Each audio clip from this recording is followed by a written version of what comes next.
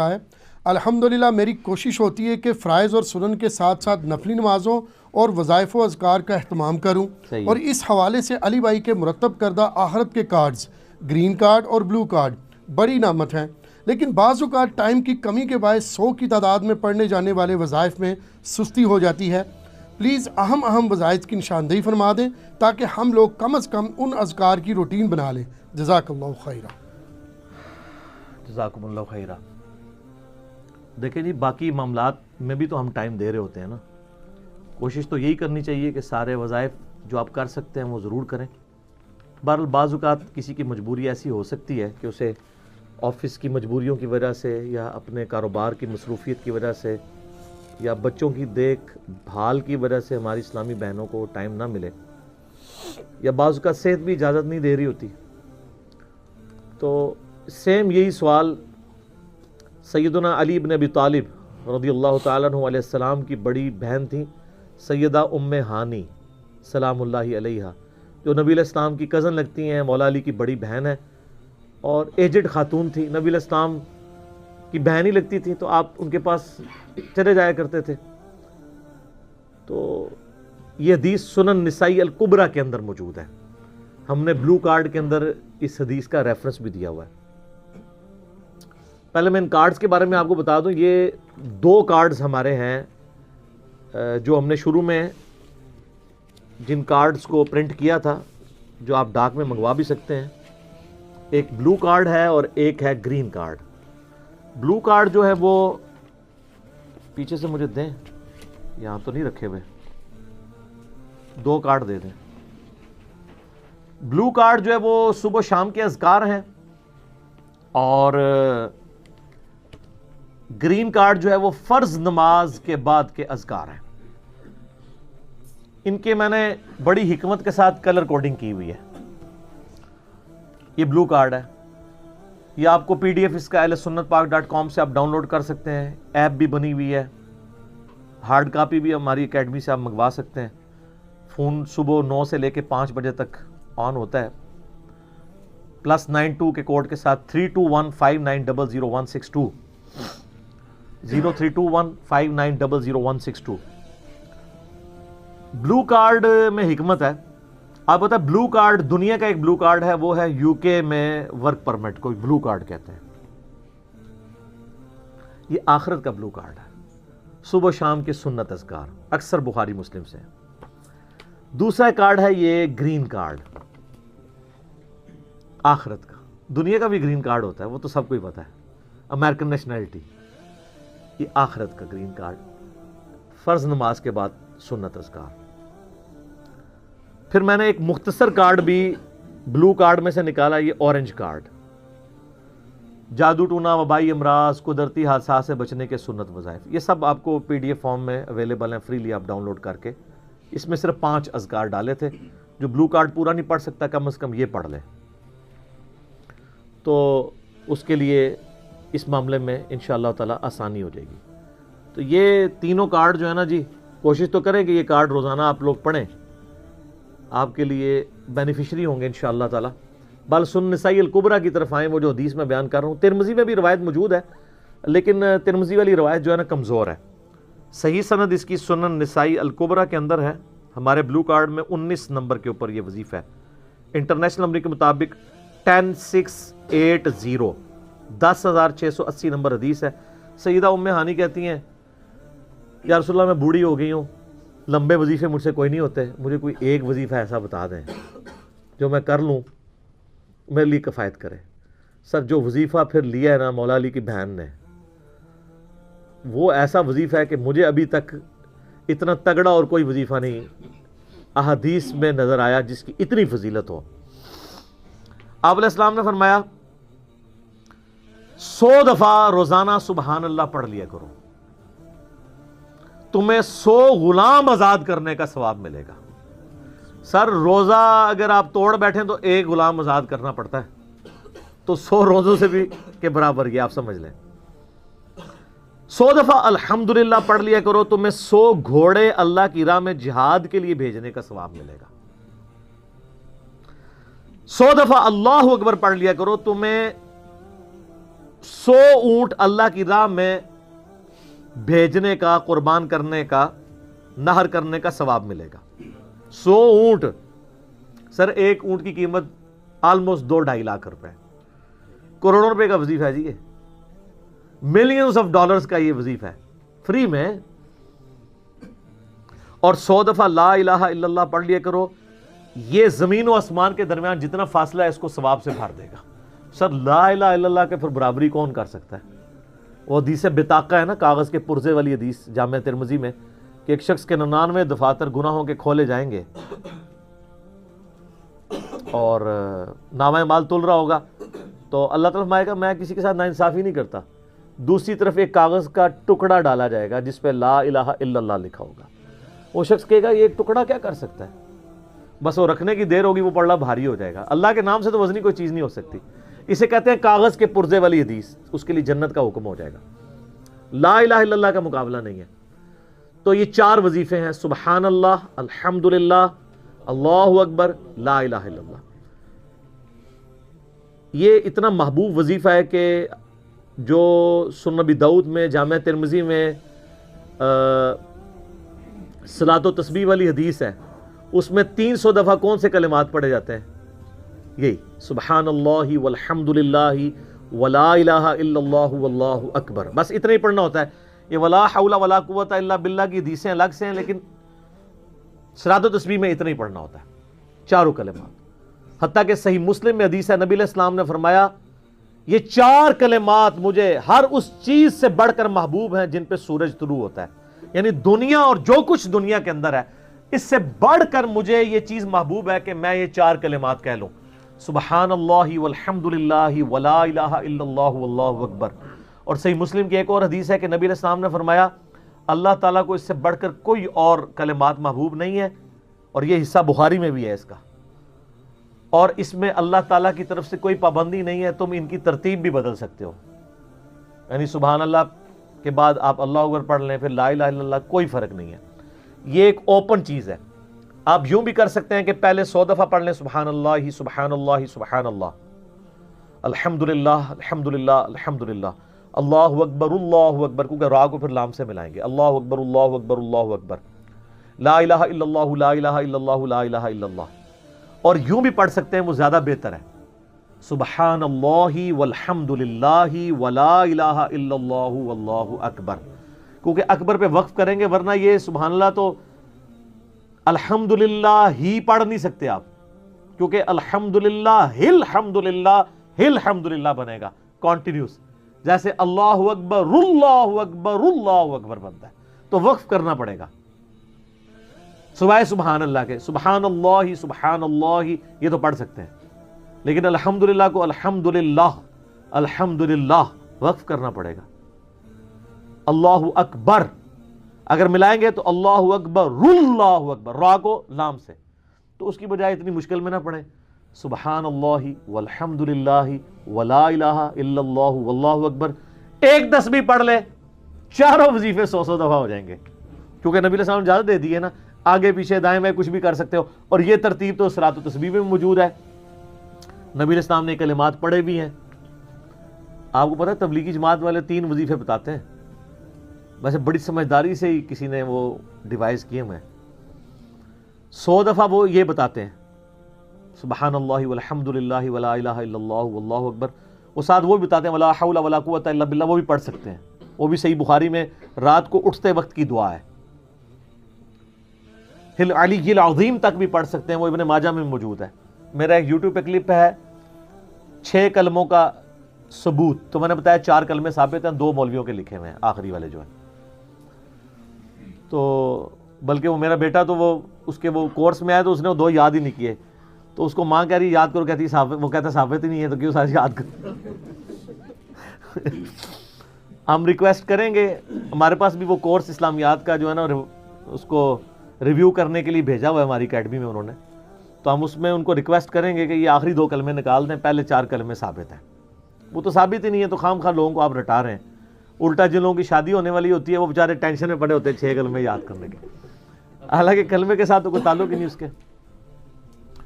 तो ये जो सलात व तस्बीह के अंदर भी पढ़ा जाता है, لیکن اس میں لا حول ولا قوت الا باللہ نہیں. وہ تو لادہ سے بخاری مسلم میں حدیث ہے کہ جنت کے خزانوں میں سے ایک خزانہ ہے لا حول ولا قوت الا باللہ. تو آپ پڑھنا چاہتے ہیں ضرور پڑھیں. اس میں وظیفے کے طور پہ آپ پوری تسبیح اس کی پڑھ لیں بے شک. تو تبلیغ جماعت والے یہ بتاتے ہیں 100 دفعہ درود شریف بتاتے ہیں اور 100 دفعہ استغفار بتاتے ہیں. بہت انٹلیکچوئل چیز ہے. یہ وظیفہ اتنا کمال ہے کہ آپ کے ہر فرض نماز کے بعد یہ وظیفہ نبی علیہ السلام نے مشروع کیا ہے. مسلم شریف میں حدیث ہے ہر فرض نماز کے بعد یہ وظیفہ پڑھنے والا کبھی نامراد نہیں جاتا. 33 دفعہ سبحان اللہ، 33 دفعہ الحمدللہ اور 34 دفعہ اللہ اکبر.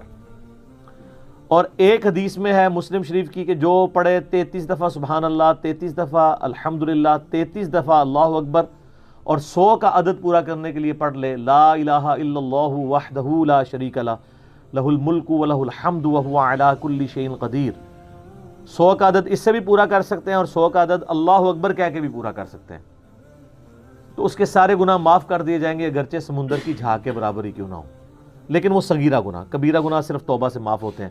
وہ صحیح مسلم میں حدیث ہے کہ اگر بڑے گناہوں سے بچا جائے تو ایک جمعے سے دوسرا جمعہ، ایک رمضان سے دوسرا رمضان اور ایک نماز سے دوسری نماز درمیان کے گناہوں کا کفارہ بن جائے گی.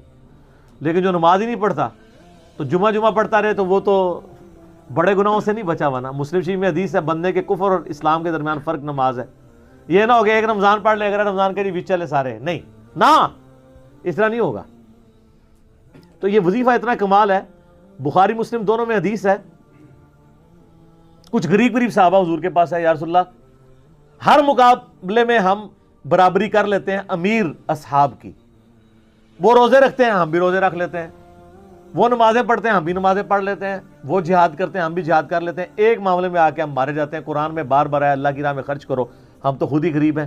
تو آپ ہمیں کوئی اس کا حل تجویز کریں. تو آپ فرمایا میں تمہیں ایک ایسی چیز بتاتا ہوں کہ تم ان کی برابری کر لو گے. تم ہر فرض نماز کے بعد 33 دفعہ سبحان اللہ، 33 دفعہ الحمدللہ، 34 دفعہ اللہ اکبر پڑھ لیا کرو. یہ بخاری مسلم دونوں میں. کچھ دنوں کے بعد پھر وہ حاضر ہوئے. یا رسول اللہ وہ تو امیر صحابہ کو بھی پتہ چل گیا، وہ بھی یہی کچھ پڑھ رہے ہیں. اب ہم کیا کریں؟ تسی تک لو جناب، تسی گرین کارڈ دے تے بلو کارڈ دے چکر پہ ہو، دنیا دے آخرت کے نہیں. صحابہ کرام آخرت کے بلو اور گرین کارڈ کی بات کرتے تھے. تو نبی علیہ السلام مسکرائے. آپ نے فرمایا ذالک فضل اللہ یؤتی من یشاء، یہ اللہ کا فضل ہے، میں تو اللہ کا فضل نہیں روک سکتا. ٹھیک ہے نا. تو ظاہر ہے گیون سرکمسٹانسز اللہ کے دیے ہوئے ہیں، اس کے اندر آپ بیسٹ پرفارم کرنے کی کوشش کریں. اللہ کے فضل کو تو کوئی روک نہیں لگا سکتا نا. کوئی یہ نہیں کہہ سکتا کہ جی وہ یعنی تیرے ہوتے جنم لیا ہوتا کیوں نہیں ہوا. ہو سکتا ہے ابو جہل ہی ہوتا. تو جس حال میں اللہ نے رکھا ہے اسی کو آپ بہتر سمجھیں. تو اس طرح کی کئی احادیث ہیں جو ان وظیفوں کو سپورٹ. اچھا مسلم شریف میں ایک حدیث میں یہ بھی آیا کہ 10 دفعہ سبحان اللہ، 10 دفعہ الحمدللہ اور 10 دفعہ اللہ اکبر. اگر کسی کے پاس ٹائم تھوڑا ہے نا تو فرض نماز کے بعد یہ بھی پڑھ سکتا ہے. 10 دفعہ بھی وظیفہ یہ والا کیا جا سکتا ہے. ایک بڑی رکت انگیز حدیث ہے. ہمارے یوسف بھائی نے اس پہ کلپ بھی بنایا ہے، صفین کی راتوں میں. بخاری مسلم دونوں میں حدیث ہے. مولا علی علیہ السلام خود روایت کر رہے ہیں. وہ کہتے ہیں کہ نبی علیہ السلام کو جب اللہ نے کشادگی دی، کچھ غلام آپ کو گفٹ ملے، تو میں نے فاطمہ سے کہا کہ تم پورا دن گھر کی صفائی کرتی ہو، چکی چلاتی ہو، اس کی وجہ سے ان کے ہاتھ پہ بھی نشان بن گئے تھے. اس طریقے سے سامان اٹھا کے لاتی تھیں تو وہ رسی کے نشان یہاں پڑے ہوئے تھے. تو نبی علیہ السلام سے جا کے جو ہے وہ ایک غلام ڈیمانڈ کر لیتے ہیں جو ہمیں ذرا ہیلپ آؤٹ کر دے گا. جب سب کو مل رہا ہے تو ہمیں بھی مل جائے گا. تو سیدہ فاطمہ حاضر ہوئی. یہ حدیث بخاری میں بھی ہے، مسلم میں بھی ہے. تو حضور علیہ السلام کے پاس گئیں، بات نہیں کر سکی. طبیعت میں تربیت کس کی تھی سر؟ بولڈنس نہیں تھی وہ والی. حالانکہ باپ ہے اور حضور کو پتا تھا اپنی بچی کی عادت کا. تو وہ گئیں، بات نہیں کر سکی، واپس چلی گئی. تو حضور علیہ السلام محفل برخاست ہوئی، آپ خود آ گئے.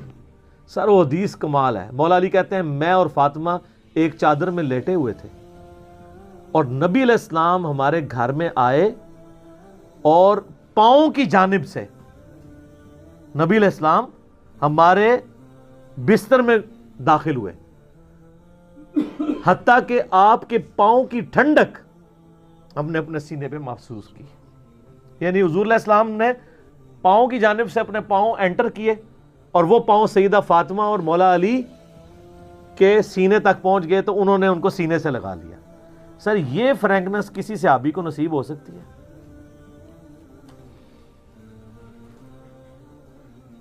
تو آپ نے فرمایا وہ فاطمہ تم آئی تھی, کوئی کام تھا؟ سیدہ فاطمہ سے پھر بھی بات نہیں نکلی. تو حضرت علی کہتے ہیں میں نے نا پھر کہا یا رسول اللہ وہ میں نہیں بھیجا تھا, پورا دن کام کرتی ہے.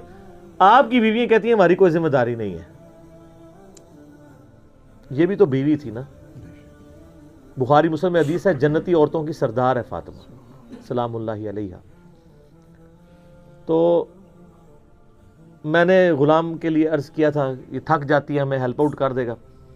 آپ نے السلام فرمایا میں تمہیں اس سے بہتر نا چیز عطا کروں. کہ یا رسول اللہ عطا کریں. یعنی آپ لوگ تو سمجھ رہے ہوں گے کہ غلام مانگا ہے تو شاید ایک گھوڑا بھی ساتھ گفٹ مل جائے گا. ان کا جب رات کو بسترے پہ جانے لگو نا تو 33 دفعہ سبحان اللہ, 33 دفعہ الحمدللہ اور 34 دفعہ اللہ اکبر پڑھ لیا کرو. یہ تمہارے لیے اس غلام سے بھی بہتر ہے. یعنی سارے دن کی تھکاوٹ اتر جائے گی. سر یہ بہت بہترین وظیفہ ہے. تو اچھا یہ حدیث مولا علی پوری زندگی سنایا کرتے تھے کیونکہ حضرت فاطمہ اور مولا علی کی ایک محبت بڑی مثالی تھی. پھر لوگ بھی جو ہے نا وہ مولا علی سے پوچھا کرتے تھے وہ فاطمہ والی حدیث تسبیح فاطمہ, اسے تسبیح فاطمہ اسی لیے کہا جاتا ہے. تو یہ حدیث جب بیان کی مولا علی نے تو آگے نے تابعی نے پوچھ لیا, بخاری مسلم دونوں میں ہے, کہ حضرت علی کہتے ہیں کہ وہ دن ہے آج کا دن ہے میں نے کبھی یہ وظیفہ چھوڑا نہیں ہے.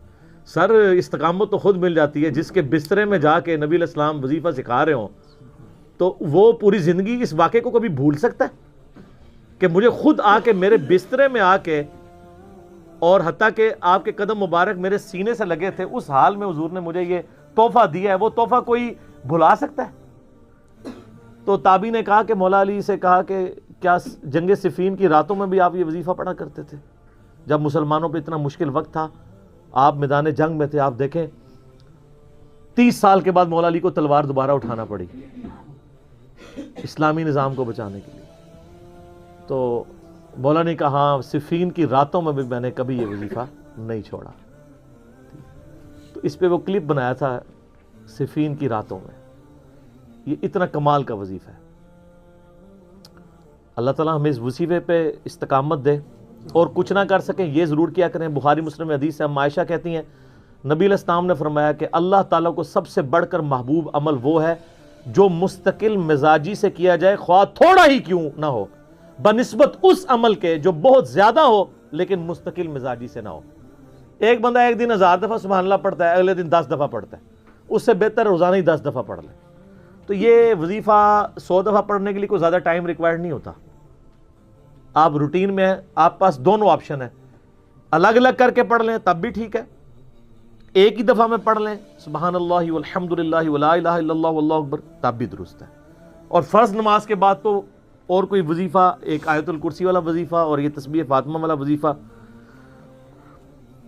اور تکبیر بلند کرنا, استغفار پڑھنا, اللہم انت السلام منک السلام, سارے اذکار اس میں لکھے ہوئے ہیں.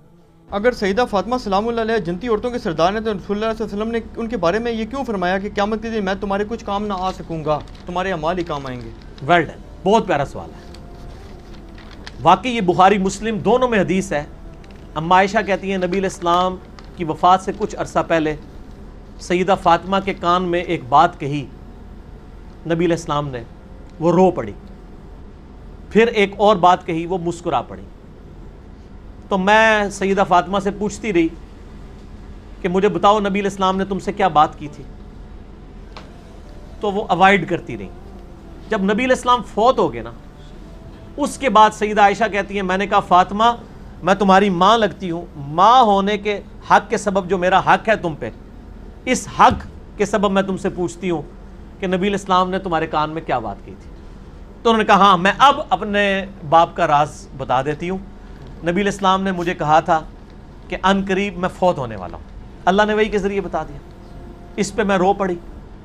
اور پھر آپ صلی اللہ علیہ وآلہ وسلم نے دوسری دفعہ میرے کان میں یہ بات کہی کہ میرے اہل بیت میں سب سے پہلے مر کے تم میرے تک پہنچو گی, اور وہ بھی 6 مہینے کے بعد فوت ہوگی. اور کیا تم اس بات پہ خوش نہیں ہو کہ تم جنتی عورتوں کی سردار ہو؟ تو میں اس بات پہ مسکرا پڑی. اور ترمذی میں الفاظ ہے کہ حسن و حسین جنتی نوجوانوں کے سردار ہیں اور سیدہ فاطمہ جنتی عورتوں کی سردار ہیں. المستدرک للحاکم میں ہے کہ حسن و حسین جنتی نوجوانوں کے سردار ہیں اور ان کے باپ علی ابن ابی طالب ان سے بھی بہتر ہیں. اور ترمذی میں ایک روایت ہے کہ ابو بکر اور عمر جنت میں انبیاء کے علاوہ تمام بوڑھوں کے سردار ہیں. جنت میں کوئی بوڑھا نہیں ہوگا لیکن جو دنیا میں بڑھاپے سے گئے تھے ان کے بارے میں. اس میں جنتیوں کا سردار کون، یوٹیوب پہ ایک میرا کلپ بھی ہے، میں نے سارے حدیثوں کے نمبر بھی بتائے ہیں.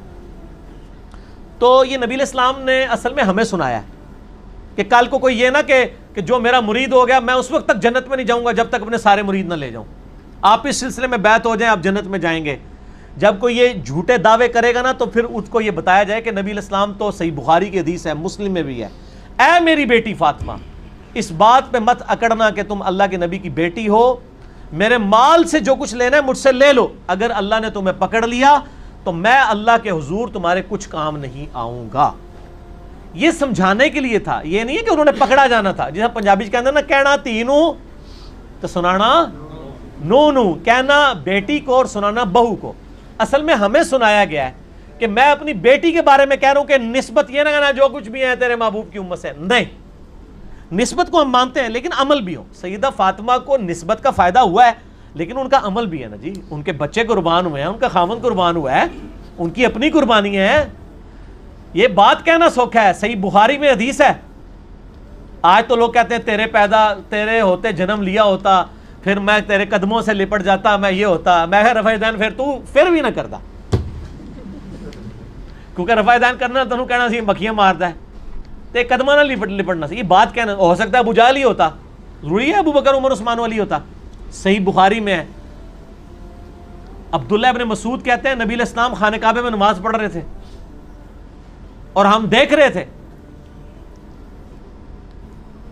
عقبہ بن ابی معیط نے لا کے ایک اوجڑی اونٹ کی اتنی بھاری اوجڑی نبی علیہ السلام کے مبارک گردن پہ رکھ دی جب سجدے کی حالت میں. آپ صلی اللہ علیہ وسلم سے اٹھنے نہیں ہو رہا، اتنا وزنی. عبداللہ بن مسعود کیا صحابی نہیں تھے یار؟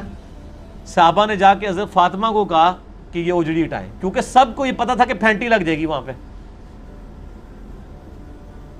حضرت رکھی کس نے تھی؟ صحیح بخاری میں آتا ہے یہ عقبہ بن ابی معیط نے.